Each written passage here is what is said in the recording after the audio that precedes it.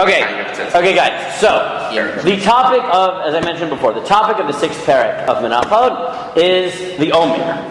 Now, there are aspects of the Omer which are Kudshim, which are Korbanot related, and aspects which are not. And the sixth parak deals with both of them. What is the Korban HaOmer? So, I gave it to you here in 8, if you want to skip to it for a moment. Vaydaber Adonai al Moshe lemor. God said to Moshe, Daber al b'nei Yisrael v'amart alehem kitavo el haaretz asher ani noten lochem u'ktzartem et kitzira v'aveitem et Omer rishit Kitzirchem el HaKohen. Is this what we laid on Shavuot? Very good. Tell the Jews, when you come to Israel, so you will, and you harvest the harvest, you will bring the Omer, which is the beginning of the Ktsira. What's the Ktsira? So very specifically, we're talking about the wheat harvest. The barley harvest? The barley harvest? No, it's not. On Pesach, we bring a special korban of barley called the Omer. On Shavuot, we bring a special korban of wheat, Nishtei Halechem. They're not the same.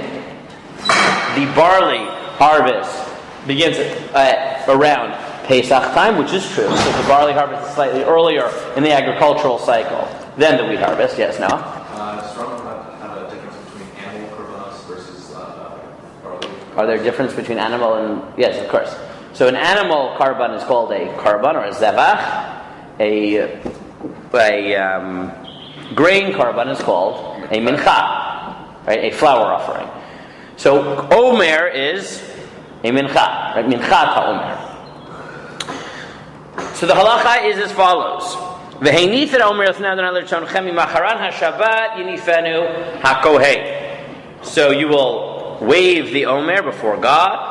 Lirtzonechem, which is what we're going to have to highlight here, to your will, the day after Shabbat. Now, what does Shabbat mean? So, this is one of the first sugya that we will do, even though in the Gemara it's not till Samachei. But, on what day do we bring the Korban HaOmer? Hint, it's the same day you start Sfirat HaOmer, which is? Second day of Second day of Pesach. 16th of Nisan, very good. The day So, of the second No, the day of the first day of Chol HaMoed, Pesach. The first day of Chol HaMoed, Pesach. There is not a second Seder in Eretz Israel. Wow. There is only one. Wow. The second day of Pesach. Where in Eretz Israel? No, if it is halachically Eretz Israel, then there is not. Is it like Now there isn't, but I thought there used to be. No. Well, northern and southern Israel. Nowadays, It would still take time to get there. Correct, but nowadays, no, because it is.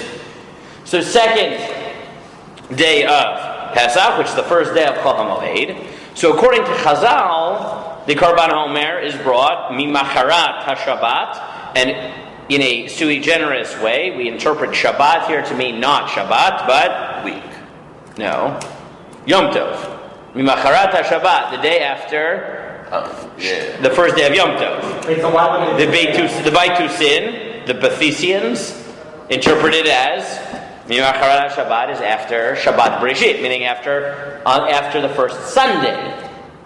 And we'll come back to this, because this becomes very important throughout the parak, is this machloket between the Baitusim and later the Tzdukim and the rabbinates of when exactly we start bringing the Korban HaOmer and have Sfirat HaOmer. Where are the Beretusians from? The Bothesians? Bothesians. They're one of the many sectarian groups that existed. Okay, a little bit of background historically.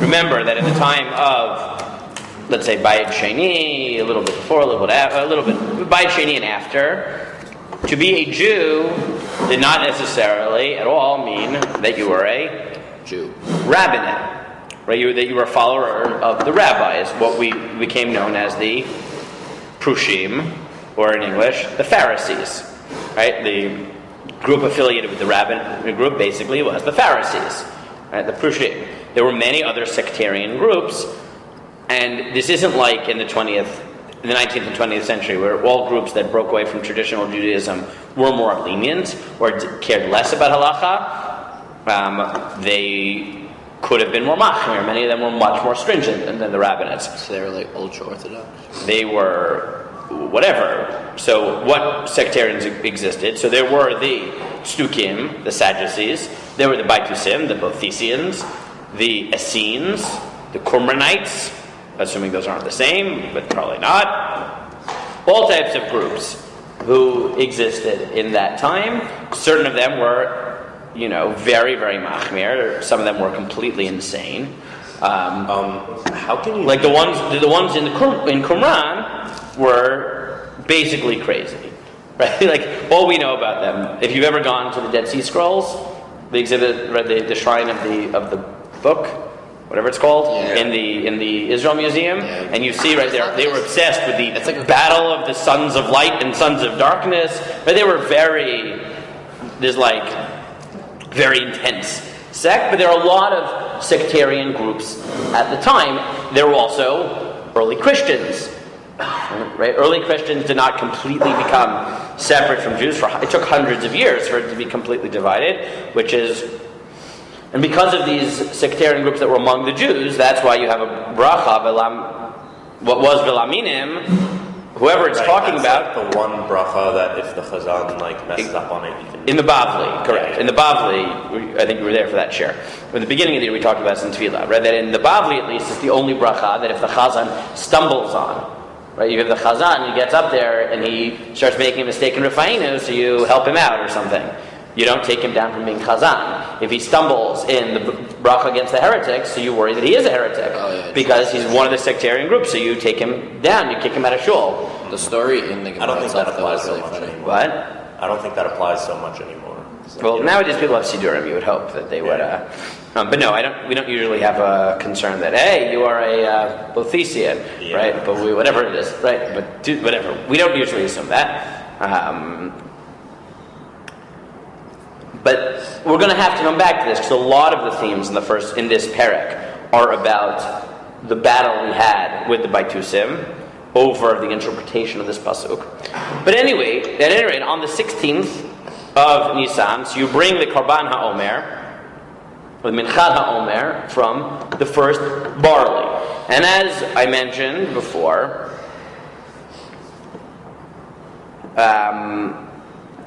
so if you continue, you'll see Minchato Shnei Esronim Solet Blulav Hashemen Yishel Adonai Reach Nichoach V'Nisko Yain V'Irahin. It is a mincha, right, a flour offering, 2 Esronim Solet. What's an Isaron? A tenth of an ephah. Thank you. Right, an Isaron is a tenth of an ephah. Therefore, 2 Shnei Esronim is 2 tenths, also known as 1/5, also known as 4/20. What? Oh, yeah, true. 1/5. But it's a fifth of an ephah of fine flour. What? It's a fifth of an ephah. A chomesh of an ephah. Shnei esronim. But in menachot you'll see, in general by korbanot things are measured in tenths. That's what they are. Because you have some 2s and some 3s. So it's much easier to keep it, that everything is in nisarons. That's the measurement. A tenth of an ephah of fine flour mixed with oil as a fire offering for God. Reach nichoach, a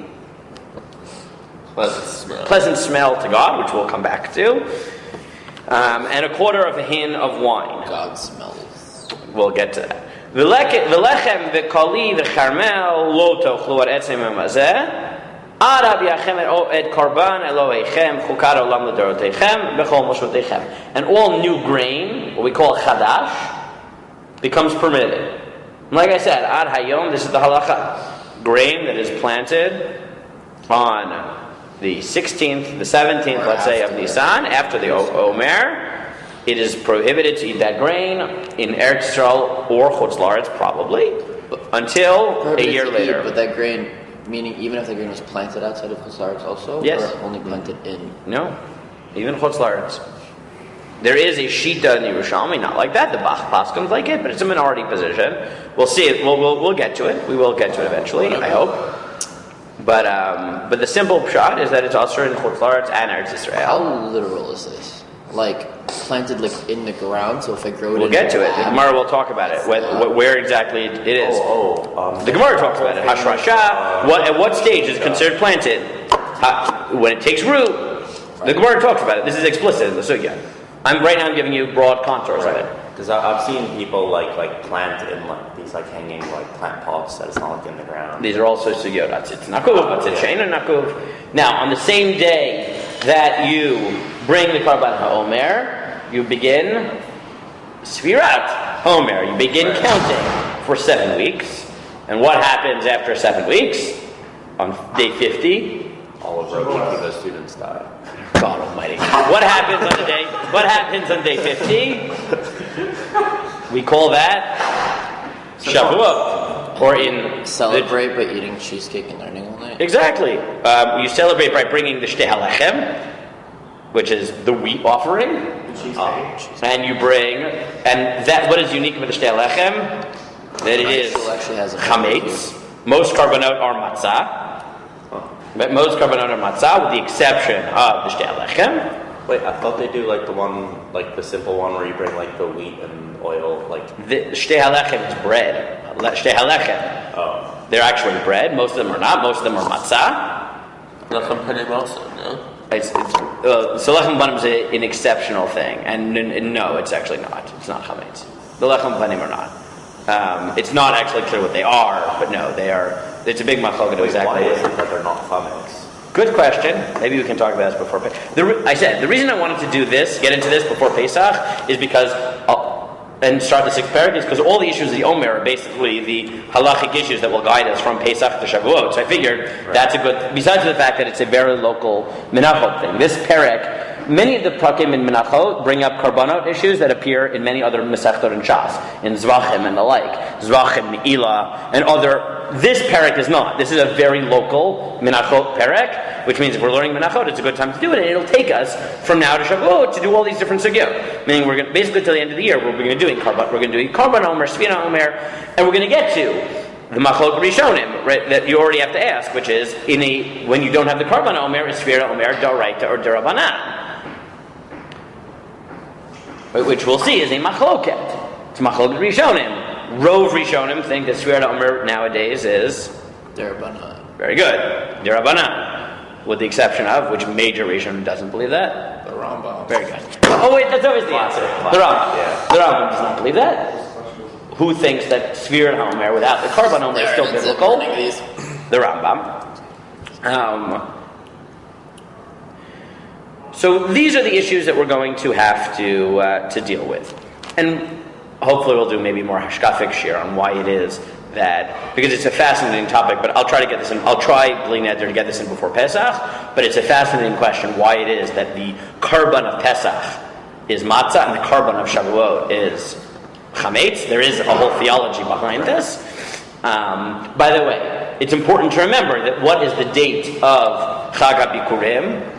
The 50th day after. The 50th day after Pesach, which date-wise is either the 5th, 6th, or 7th of Sivan. Wait, how's this up? If you have 2 months which are chaser, then it's the 7th. If it's 2 months which are malay, then it's hey. And if it's 1 chaser, 1 malay, meaning 129, 130 a day month, then it is vav. We have a set calendar, so it's always 1 chaser, 1 malay. And therefore it's always on Vav Nisan. But in the time of the Beit HaMikdash, when you still had Eidim, excepting so it's either the 5th, 6th, or 7th, depending, right? If Nisan and Iyar are both Chaser, so it'll be on the 7th. If they're both Malay, it'll be on Hay. And if it's 1 Chaser, 1 Malay, so again, it'll be on Vav Sivan. That's important to remember because when people say Shavuot is the time when we got the Torah, A, it never says that in the Torah. B, Shavuot could be on the 5th, 6th, and 7th. And C, it's a machloket in Chazal what day the Torah was given on, and which way does the Gemara paskin? Wait, wasn't it Yom Kippur? Not the way that Shavuos is. Correct, it's on the 7th. Very good. The Gemara paskins it was on Zayin, not on Vav. So, there's a lot going on. All these things are worth talking about. Oh, Rabbi Shmuel told him to get the food, but that was like 7 minutes ago. But he might still be getting the food. I don't know.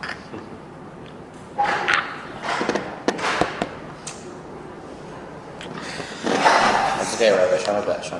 Okay, so this is background to Korban Omer. The topic that I want to do first, even though maybe it's not really in order, I don't know, but it does give you a little bit of taste of more general Kachim issues, so welcome to Kachim, is the following. There is a principle in the... in the Torah that if people do not want to fulfill a mitzvah in general, what can we do? Get someone else to do it for you. We can beat you until you do it. Oh, really? Like kofinosa, we can beat you until you do it. Not Yes. nowadays. Keep telling yourself that. Keep telling yourself that. That is a machloket. Oh, I wish I could do that for people. What, You want me to be able to beat you to get to chakra sometime? Oh, I was thinking more like if people do Tehran duty, but yeah, I guess. No, not Torah Nut. Like, hey, it's time for shul. Sure, I will, You I know? will take that as sacrifice. You don't really? You don't have a- Really? So the halacha is kofinoto ad shetetze nafsha. You beat them until their life leaves them. Like yeah, that's how every single much. There are no time. limits to these. Every single time you leave to get food until Yes, almost dead or dead. No, Right? your soul literally leaves your body. Yes. Ad shetetze nafsha. Now, Wait, so is that you? No. halacha l'maseh. This is halacha l'maseh. It's a machloket. So in Netivot or Ksais and Nesivis, whether this is true nowadays or not. Now, whether it requires a bezdin or not, or whether any person can just, beat you into submission. Like, let's say, like... I don't endorse beating people into submission. I'm Your just saying, it's 14-year-old son doesn't want to go to shul this morning. Not the whip. Exactly. Or the rod, or whatever you have. Whatever you have lying around. Yes. Yes, exactly. I don't endorse this, Lamaisa, but I'm just saying it exists. Wow. Anyone else? How's the recording? Now, there are certain halachot, though, in the Torah that the Torah qualifies them with the word ratzon, that the mitzvah must be done lirtzona,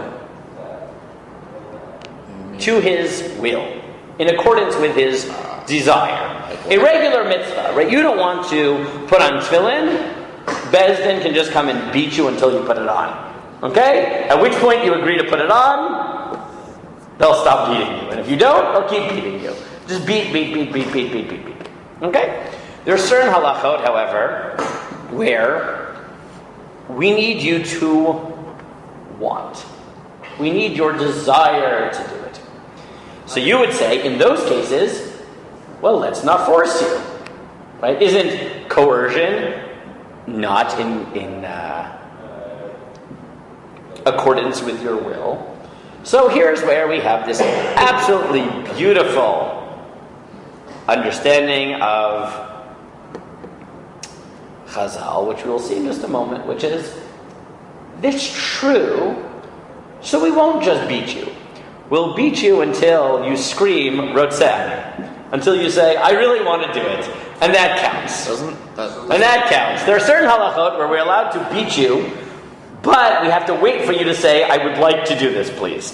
Please stop beating me, I now want to do this. Doesn't the Rambam say that? Where you just eat it. Until he just does it. But this one he has to. Say, Rotzeh, I want to do this. So what halachot are these? So there are two central... Doesn't the Rambam say that by giving a get? Good, we're going to get this. It's not just the Rambam. That's what I want to talk about. And what I want to do... It's the one that says So that yes. he really does yes, want to do it. Exactly, good. This is a very important conceptual issue. What I want to do is try to understand the notion of the kofinoto achayom rabsani, the case in which we say it, because there are two. One is korbanot, the other is gittin, right? Writs of divorce. And then I want to deal with the question of, is the korban haomer or korbanot Tzibbur, right? Communal korbanot, different from individual korbanot? That's what I want to deal with. This, because I find this question fascinating. So if you look, for example, at number 1, this is just a pasuk from the beginning of Vayikra. Im olah karbano min habakar zachar tamim yakrivanu. If your korban is in olah, what's an olah?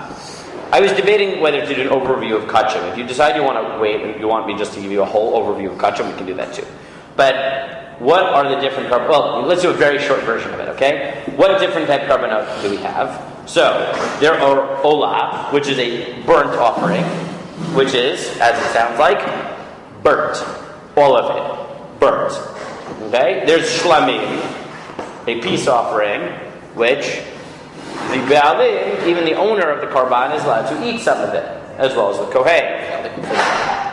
There are chatat, asham. Chatat is a korban brought for a specific sin, and done by accident. A sin for which the crime, the penalty was karet, or up. There is an asham talui, which is a korban which is brought when you're not sure whether you performed an averah for which one would be chayav chatat if you did it on purpose, by accident rather. Those, the kohen gets a portion of it. Those are the korbanot of animals, and there are various forms of them. There are the tamid, the daily offering, which is an olah. There is the chagiga, which is the shlamim, which is brought on Yom Tov. There are certain unique korbanot, like the korban pesach. In addition to all the animal korbanot, there are the menachot, the flour offerings. Another division relevant to korbanot are korbanot chova and korbanot nidava. There are obligatory korbanot and there are voluntary korbanot. So, there are obligatory personal korbanot, like a chatat. There are obligatory communal korbanot, like the tamid. And then there are korbanot nidava, like a korban todah. I want to bring a Thanksgiving offering, an olah, something like that. So there are all types of korbanot. So the pasuk says that imolah korbanom min habakar zacharta min yakiv eno bedol moed yakiv oto lirtzono lifnei Adonai.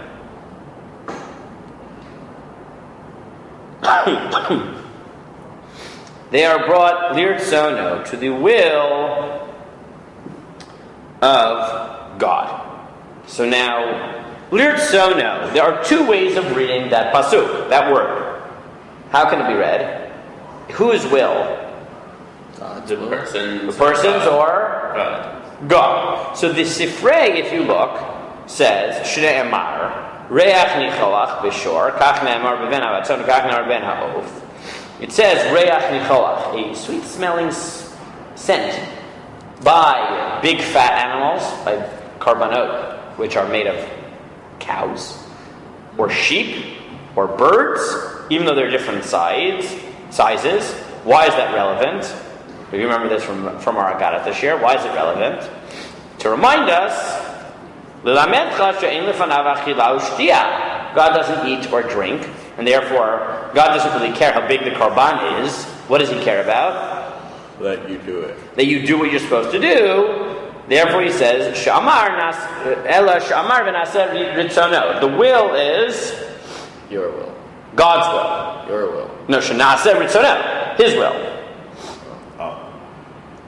So one possible way of reading, which the Sifrei seems to be, though it's not clear because it's saying this on the words Reach Nicholach, that the words Reach Nicholach at least mean that it smells good to God because you did His will. He likes the smell of obedience. Maybe. The smell of obedience smells wonderful. Yes. Maybe it's both. But it could be both, right? So you could be saying Ritzono as well, but in the Gemara, the word Ritzono at least, not Reach Nicholach. Reach Nicholach can continue to mean the sweet smell of obedience. But Ritzono, the Gemara tells you in 3, Titania, Yakriv Oto. So here's where we introduce this principle. The Gemara says, you bring the korban. Yakriv Oto, he shall bring it. Milamed Shekofin Oto. What does this teach us?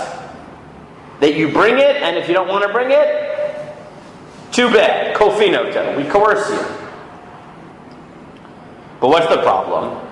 Yachol Baral Korcho. I might have thought that you're allowed to bring a korban against the person's will. How do I know it's not the case? What word? Talmud Lomar Ritzono. The pasuk says, in accordance with your will. So then the Gemara says, well, that's complex. Ha-ketzad. How is it possible that you bring a sacrifice which is both coerced and is in accordance and reflection of your will? How can you have both? So what's the answer? I already said it before. Haketza. Look at 3. Kofinoto ache yomar rotzani. You coerce him until he says, I really want to do it. Please, just let me bring the korban. I'm dying. It's all I've ever wanted. You haven't defined will, meaning. Oh, good. I have not defined terms yet. It's will to do what? Will to stop the coercion, and that's why I want to do it. Will because I want to do it. No, I want to bring it. I want to bring it. Okay. So then you're not gonna. So let's take a karban yachid that you are obligated to bring. Okay. No, That's like just extreme, say that's like extreme interrogation. It doesn't work. Korban, the person has the force the guy. correct. But there's a special halacha here because while a regular mitzvah said, right, you don't want to put on tefillin, we just coerce you. By a karban, we have this weird middle case, which is we coerce you until you say, "I would like to," and then we say, "Oh yes, it is a reflection of your free will, because you really want to do this." Right. What? Free will. Right, because we don't. Certain mitzvah we don't coerce you at all. Sorry, I should have mentioned that. There's certain mitzvah we don't coerce you. What type of mitzvah do we not coerce you for at all? Tell me to shut me up now. No, that I could totally do. No. Mitzvot shematan schara betzida. True or vu? No, the Gemara says You can force someone to. Correct. The Gemara says you do force on that one. No, it's mitzvot shematan schara betzida. Mitzvot where the Torah itself puts its reward next to it, like tibud avayim. The Torah tells you that if you honor your parents, that you will get a long life. So therefore, from there, Chazal say, when it comes to Kibbud Avayim, we leave it up to God. We don't coerce. And I'm sure you all are taking a deep breath, a sigh of relief. You don't, maybe. My dad does. He coerces you with the rod. I don't want to hear it on record. I don't want to hear it on record. Yes, you know, literally. it's like, and now child services are rushing. Oh, you're 18 already, right? Do CPS. No, there you go. Go ahead. What? CPS is what you're referring to. Child Protective Services. Yes. You're out of that school.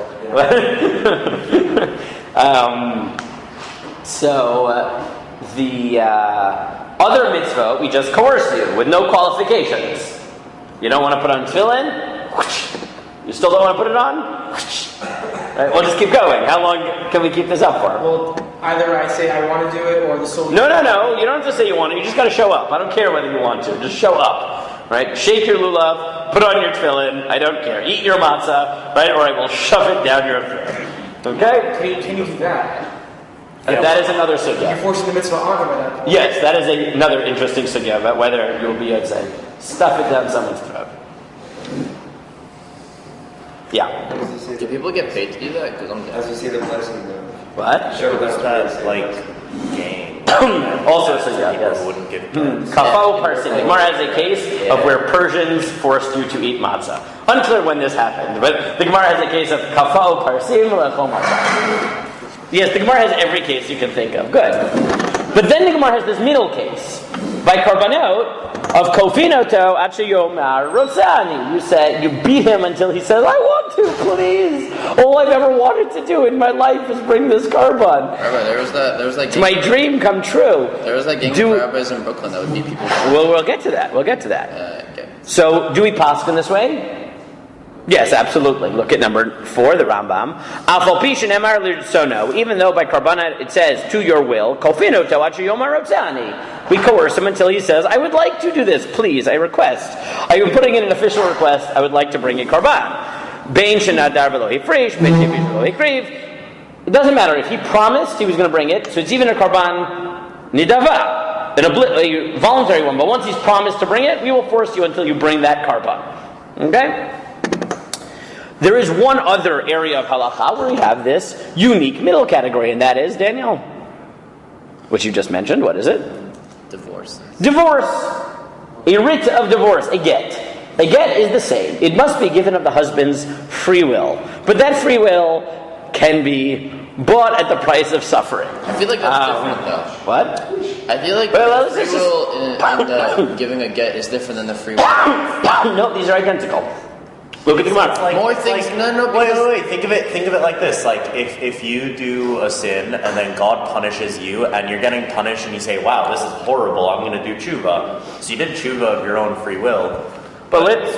If you don't give a get, it just screws over the other person, right? Versus here, it's between you and God. So Well, let's look. God can take care of that. Versus taking someone else's life is like. Okay, so let's Depending on look. that. Continuing in the Gemara in Yevamot, it appears in multiple places. I gave you the one in Yevamot. Ten Rabbanan. Chalitza mut'et kshera. Get mut'et psula. A mistaken chalitza. What's chalitza? When you have to force to marry. No. Chalitza is the quasi-divorce. Exactly. The quasi-divorce of the levirate marriage. Right? Of yibum, of zikah. You have to Right? So if a brother dies without children, his brother is now in a quasi-marriage to his sister. They're not married, but like the law, other to his sister-in-law, sex. called zikah, which can end in two ways. Yibum, which is the special marriage of a brother-in-law to his sister-in-law, or in chalitza, which is the quasi-divorce, which entails taking off his shoe, spitting on the floor, v'chulei v'chulei. We've already mentioned this earlier in the year, that if you'd like to see a chalitza shoe, you go to the Toronto Museum of Shoes, because they have a chalitza shoe. Because why they have a museum of shoes? I forget if it's its own museum or it's in the RAM. I think it's in the wrong. I think it has its own museum. I'm pretty sure there's the National Museum of Shoes in Toronto, and they have a chalitza shoe there. Royal Ontario Museum. It's a good museum. Canadians are perfectly married. No. He does not. That is why Yevamot is so complicated. That's the first question. Yeah. Yes, that is why Yevamot is so complicated. Correct. So a mistaken get is invalid, but a mistaken chalitza is still valid. Chalitza meuseit psula. A forced chalitza is valid. Get meuseh kasher. Sorry, forced chalitza is invalid. A forced get is kasher. I don't want to get into chalitza. There's no reward stated there. Correct. They still do that nowadays. 1 second. So the Gemara says, "Hey chidami." The Gemara says, "What's the case?" Idam arotzani. If he said, "I would like to give it afilu chalitza nami," then even by chalitza, you can force him until he says, "I want to." V'ilo amarotzani. And if the person did not say, "I would like to give this get nami lo." The get is invalid. So the Gemara says, "You're right." Hachi ka'amar. This is what it means. Chalitza mut'eit le'olam kasher. A mistaken chalitza is always fine. The get mut'el olam pasul. And a mistaken get, or a get given under false pretenses, is always invalid. Chalitza mi'uset, the get mi'uset. A forced chalitza or a forced get, zimnin kasher, the zimnin pasul, are sometimes valid and sometimes invalid. I force someone to do chalitza. I beat him over the head until he says, "Kill your brother unless you do chalitza." Yeah, that. I will, keep beating him, whatever. So the Gemara says, "Hada marotzani, hada lo rotzani, lo marotzani." So the Gemara says in both cases, you're allowed to force them, but he needs to, in the end of the day, say, "Rotzani, kofino toat sheyomar rotzani." Titania, let's just read it. Yakriv oto. Now we bring the korban in. Milamet shekofino to. Yachol bal karcho tamad lomar lirtzono. HaKetzad, how do you both coerce someone and have it in accordance with their will? The magic is Kofinoto Achiyomar Rotzani. The Chenata Motze Gittin Nashim, Kofinoto Achiyomar Rotzani. By Korbanot and by Gittin, coerce until they say, "Please, I want to give it." Yes. And yes, this is why. So the halacha in general on the books is as follows. If a person is obligated to give a get by halacha, a Jewish court, a Beit Din, tells him he must give a get, you can coerce him, ad shomer rotzani, and then the get is kasher. What if a non-Jewish court forces him? It's considered a get meuseh, and it is pasul. Really? Yes. Unless the non-Jewish court says, do what the Jewish court told you to do, in which case it is kasher. And this is what Daniel was referring to, that there was an infamous case several years ago in Brooklyn of a mafia of rabbis who, when a husband refused to give the get, They would kidnap him and beat him up. beat him up was the nicest of the things they do. Yeah. They became infamous for using electric cattle prods on a part of the body you probably don't want several thousand watts being sent through. I have a really interesting story about that. It was a very interesting case. The FBI got in on it. It was really quite a disaster. This is the principle they were basing themselves on. Is there? I do not endorse this. Sorry, I have to say this. I do not Is that endorse considered an extreme? this. That's a bit extreme. No, but meaning does it still fall? There was on- even a Law and Order. There was even a Law and Order episode about this. Does it fall in line with About a person a woman who was an aguna, does she right? like Her fall husband in? abusing her again, and she calls in the mob to pressure her husband. How much and, should they charge? I don't know. But this was it was a Law and Order game. What? I want to watch this. Yeah, and now there is a new Israeli TV show about this called Matir Agunot. The mom mentioned something story. No, it's like a TV show. It's like a sitcom, not sitcom, like a whatever, drama sitcom, whatever it's called. Okay, there has to Not be comedy. a limit to what you can do to force a person. Like, you can't kill a person.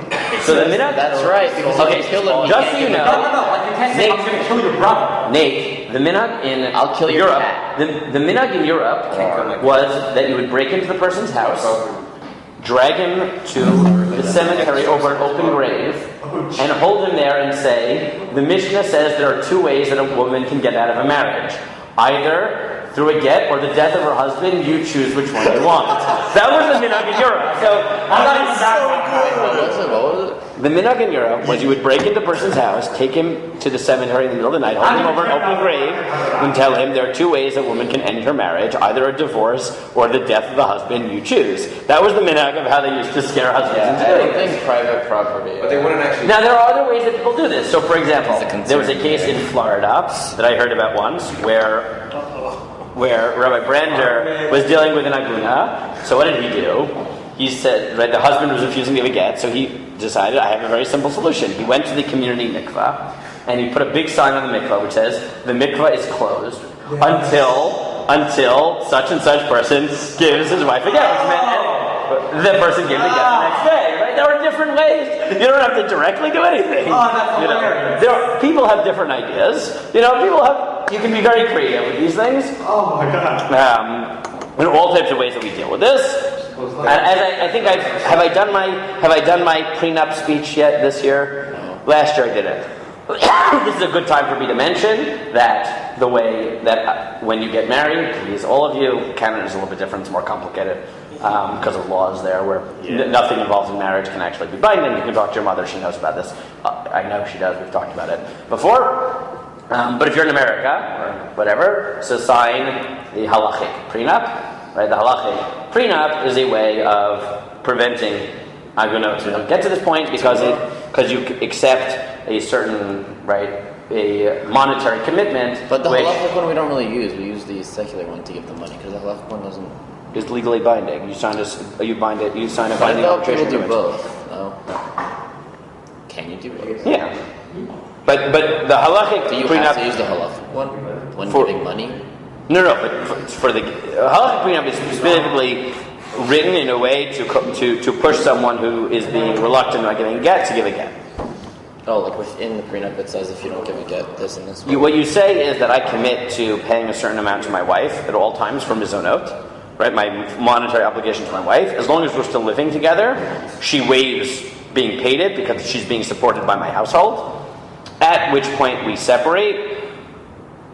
After a certain amount of time, in certain conditions, whatever, I become obligated in paying them as owner in cash, and it accrues, and therefore pushes you to give the get. Sign one; it's important. We can maybe talk about more details another time. Okay, today I want to get through at least two more sources, and then.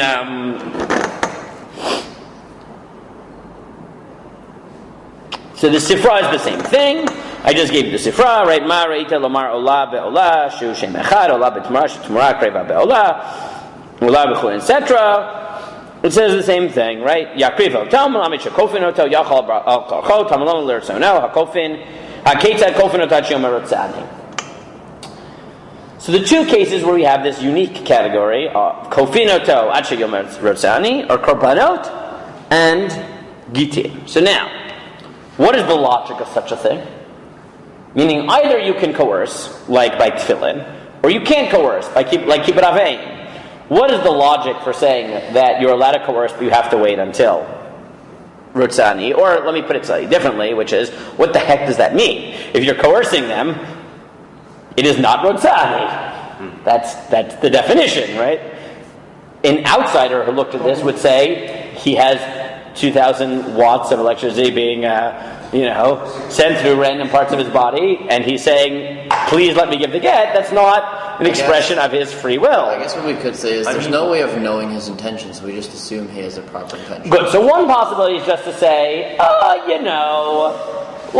sure, circumstantially it looks like it's not really his free will, but he said he wanted to, so in halacha we don't really care. You could. Maybe he doesn't need to want to, he just has to be willing to do it. Right. Or you say that there's a lower bar here. That by rotzeh here, we don't really mean free will, we mean willingness. You got to decide that it's in your best interest.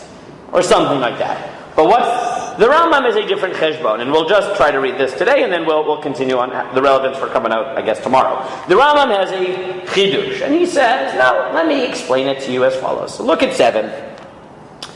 Mi shahadin noteh. Oh, so by the way, nowadays, in general, we don't usually use these coercive measures in Chutz La'aretz, because they're illegal and other reasons, right? We don't usually do that. That's why. Even in Israel, in Israel, you can be thrown in jail. We take away your passport. Yes, the courts have coercive measures. We don't beat you, but we do throw you in jail. And people have been rotting in jail for years because they don't want to give their wife Gittin. There are coercive measures in Israel. Yes. Absolutely. We confiscate your passport and throw you in jail. So yes. If the you should threaten them with third Beit kosher HaMikdash food. is built, do you think we'll do that for a korbanot? Give a korban, She's in jail. get thrown in jail. Decides to stay in jail. She's stuck. Most people, there are certain people who are so spiteful that they will sit in jail for decades, and there are people who are currently sitting in jail for decades because they won't give their wife a get. Most people, if you say, look, I'm going to throw you in jail, they'll say, At that point, if I was right, just hire a hitman. Their wife. Their pride. Yeah. They're spiteful. They're fragile. Yeah. There are a lot of people who are really spiteful. What do? They'll wait out the get. They're willing to wait out the get in jail until their wives hit menopause because they don't want their wife to have children with anybody else. Right?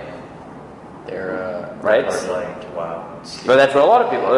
Again, these are not good people. Right? Yeah. These are not. But people hold out and giving get for all types of reasons. They want money, out of spite, out of love, right? They still are in love, and they refuse to admit that it's over. There are all types of reasons. Child custody, right? Child custody is a big one. But these are all... Well, you can't really have custody of your family. Fine. But they're hoping, they're holding out. It's I'll give you the get if you give me custody. But Correct. All these things happen. They're all terrible. None of those reasons are reasons to withhold the get. Don't do it, ever. Sign a prenup. Yes, sign a prenup. I'll repeat it again, and again, and again, as many times as it takes to get it. It's on the husband rights to sign a prenup. Oh yes, remember, this is all because a get must be given from the husband to the wife, right? That's how halacha get work. Always, a husband divorces the wife. Now there are organizations that try to get people to give Gittin who don't want to.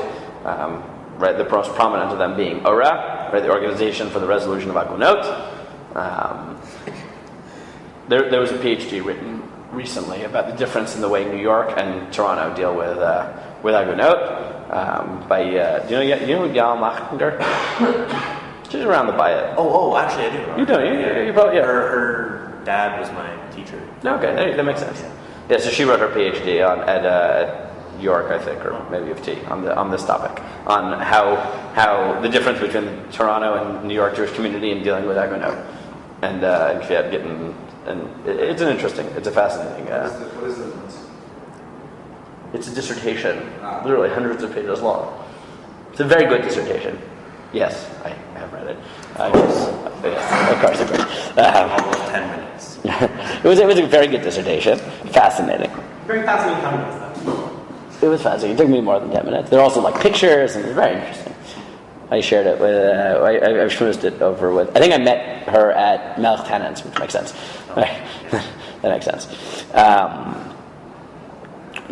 who reads like 5 dissertations a week, just for fun. So the Rambam says, so what does it mean? Kofino toachiyom rotzani. So the Rambam has the following. Misha din notain shekofino to ligaresh edishto v'lo ratza ligaresh. If the halacha dictates that a certain person should give a get, and he does not want to divorce his wife, Beidin she Israel b'chol makom u'v'chol zman. Lest you think this is only in time of the Beit HaMikdash, he says a court, a Jewish court, in all times and in all places. Makinoto achi yomer rotzani. They beat him until he says, I want to give it. V'yichtov haget v'hu get kasher. And he writes the get, and it is valid. V'chein im hiku goyim. And even if the non-Jews beat him, v'amrulo, and they tell him, asay mashi Yisrael omrim lacha. And they say, do what the Jews said you should do. V'lachatzu oto Yisrael biyad hagoyim achi yigaresh. The Jews used the non-Jews to coerce him until he gave the get. Harei kasher. It's valid. V'em hagoyim me'atzman amsuhu. But if the non-Jews forced him of their own accord, ad shekatav ho v'adin noten shichtov harei get pasul. It's still invalid. So now he asks the question, V'lama lo batel getzeh? I don't understand. You just said that a get has to be given of someone's free will, ratzon. It can't be a get me'useh, a coerced get. Sharehu onus biyad ben biyad goyim ben biyad Yisrael. So you'll ask me, why is this not considered coerced? He's literally being coerced. He's being beaten. So look at the Rambam inside. She'ein omrim anus. The Rambam makes this fascinating statement. You do not say it is considered coercion. Ela lemisha nilchatz v'nidchak la'asot davar she'eino mechuyav min haTorah. It's only considered coercion to do something which the Torah does not tell you that you're supposed to do. Kugon mishu kach machar, like someone who was beaten until he sold his property. O natan, bought. Avomishet takfo yitzro hara. But someone whose yitzer hara has overpowered him. Livatel mitzvah l'osod aveira, to not do a mitzvah or to perform aveira. V'huka achet asad davar shechayav la'osoto, and we beat you until you did what you were supposed to do. O achet nitcharek midavar she'asur la'osoto, or distance yourself from that which is forbidden. Ein ze anus mimeno elahu anas atzmo b'da'ato hara. He was not being coerced to not do the wrong thing. He was coerced to do the wrong thing internally. We view his yetzer hara as essentially an external imposition. Lefichach zeh she'eino rotzeh legaresh. This person doesn't want to divorce his wife. Ma'achar she'rotzeh leyot miYisrael, but he wants to be a Jew. Rotzeh u'lasot kol mitzvot. He wants to keep all the mitzvot. U'larachek min averot, and avoid sin. V'yitzro shetakvo, and his yetzer hara is just overpowering him. V'keman shehuka ad shetashash yitzro, and since he was beaten until his yetzer hara was crushed and weakened, v'omar rotzani, and says, I would like to give the get, far geresh l'rtzono, it's considered his will. So what does the Rambam say? And therefore he says, if it wasn't the halacha, so it doesn't work. So what does the Rambam say? The Rambam brings a tremendous chidush, and this is what we have to figure out. What does the Rambam say? He was coerced the other way. Correct. The Rambam says as follows. We play the following game. We say that deep down, every Jew really wants to do the right thing. He wants to be part of the Jewish people, a good from Jew. It's just that he's overpowered by the externalities. So what does beating him do? It creates two external forces. His external yetzer hara, right, which is not fundamental to who he is. It's not the Pintel Yid inside of him. It's not the real Jew inside. Basically, now the guy says, look, deep down, he really wants to do the right thing. But his yetzer hara, his anger, is making him not want to give the get. But he balances that with the other external thing, which is, I'm being beaten over the head and electrocuted. The guy makes the cheshbon and says, should I do what I really want to do deep down, which goes against my anger and spite? Or should I continue to be spiteful, but I really don't like the suffering, And he decides at that point of his own free will, I'm going to allow my true goodness to come out, and I'm going to give the get of my own free will. There's the Rambam psychology. He's assuming he's just basing it on an assumption. Correct. The Rambam is assuming that every Jew, deep down, really wants to do the right thing. And therefore, the fact that he doesn't want to, that's external to his real desire. And all that suffering and torture does is it creates multiple external factors that remind you of what you would really like to do. This is the wonderful, wonderful Rambam. I can buy that. Now, there are different ways of formulating this. One is to say, like in an ontological sense, like deep down fundamentally you want to do the right thing. Yeah. And I don't care the fact that you're saying I don't want to. We don't believe you. No, really, the real Jew in you wants to do the right thing. That's one way of reading it. Another way of reading it is, no, anyone who wants to be part of the Jewish people, part of him, like even, he's conscious of the fact that part of him, he's torn. But it's not just, this is, one way of reading this is like a deep philosophical truth. Every Jew deep down wants to do the right thing, whether he knows it or not. Another way of reading it is, every Jew, part of his actual conscious psyche, is I want to do the right thing. He's just torn, right? Like this disgusting human being who's, keeping his wife in chains for years and not giving her a get. Part of him knows it's wrong and feels guilty about it. Like part of him is like, I can't believe I'm doing this, and part of it is like, but she deserves it, right? Or I still love her, I want her back, she's going to come back. Or, right? Whatever. Yes, it's great. People, when they're angry and irrational, don't necessarily think straight. Just don't get married. That's not the solution, thank you. That's the wrong solution. Please do get married. I look forward to wishing you a hearty mazel tov on that. Maybe not this year, I don't need you to get married at 19, I'm just saying. Eventually. I have a friend who got married at 19. I know people who got married at 19 too. I'm just saying. People who got married 19. You're from Toronto, yeah. please. Ora was like the latest of her close friends to get married, and she was like 22. Yeah. Like everyone got married. All her close friends got married at like 19. Yeah, it's like I know someone who was like going out with a girl, and he was like 22. They all like married their and then my parents started talking like, what's he doing? Like, why hasn't he proposed? Yeah, what are they doing? I don't know. They've been going out for 16 years. Yeah. They've been in school since since nursery. Their grandparents were classmates. Like, it's perfect. Their great grandparents dated. Like that actually happens in Toronto. I know of cases like that. It's like not even just great grandparents. Like their parents dated and then broke up, like in high school, and then their kids had to marry. This happens. That's so weird. It's a very close. It's so awkward. Like two schools. So. Exactly. So the other way of thinking about the Rambam, though, is that he's saying, look, even in your actual psychology, part of you wants to do the right thing, and all we're doing is, yeah, exactly. It's like, it's happy. Well, look, on Friday night, one of my friends had a Shabbos Zachar Tish at his house, and he talked about his Rambam for a minute, and he, some of the Hasidish voices on this will say, yeah, that's what Purim's about. Alcohol is loosening up those externalities, your inhibitions, and letting the true you come out. This is not something that speaks to me as a brisker. It just doesn't. What? Yeah, it's based on Nichnas Yain Yatzaso, that wine goes in and the truth comes out. Your secrets come out. Right? Good. I'm not endorsing this, but I'm just saying that type of idea. And this is how the Rambam formulates it. So here's what I want to do. Okay, we're going to end here for today, but here's what I want to do. And I want you to think about this tomorrow.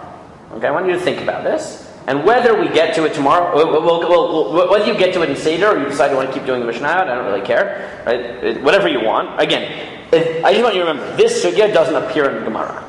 So if you want to keep going the Mishnah, this is like a sugya that only appears in the Midrashei Halacha. I just wanted to do it because I thought it was interesting. I saw the basic outline of it here at the beginning of the what's it called? The Masifta Gemara. I have more Makaros than they have over here, but but here's the question: what would you say about a Korban Tzibbur? This is all an individual Korban, but what would you say about a communal Korban? And here we have the following possibilities.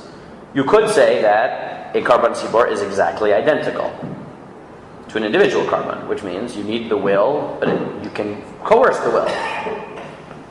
But as we'll see, there are several passages in Midrashei Halacha. Taxes or like. So we'll see. There are certain Midrashei Halacha, however. What? Who are you coercing? Oh, good. But there is a possibility that they're different. And that could be for practical reasons, which is who exactly are you coercing? Or it could be for fundamental reasons, which depend on how we understand the nature of Tzibbur or Ratzon. And what we're going to see is there is this position that emerges already in the Rishonim based on several passages in the Torah Kohanim. And we're going to see this in Machlokas Ravid and Rash Mishans, as to whether Korbanot Tzibbur are different than a regular Korban. And I want you to think about why they might be different. And we're going to see it both in the context of Korbanot Tzibbur in general, and the question of whether the Omer is exceptional. We're going to see both positions. We're going to see positions who say that Korbanot Tzibbur are just like regular Korbanot, those who say Korbanot Tzibbur in general are different, and those who say only the Korban HaOmer is different. And I want to see those. We might get through this tomorrow, it might take us 2 more days, I don't know. But let's, right, because tomorrow is the fast day, but then we have 2 days off. So definitely by Thursday, meaning by the end of this week, we'll be finished the sugya. If we have to finish it after Purim, that's fine. If it takes us 3 days, that's fine. Like I said, I've never learned this sugya before, and I'm excited to be doing it, and I'm thinking through it with you a bit. Okay, but that's what I want you to do tomorrow, is try to understand those sources. Okay, that's where we were holding.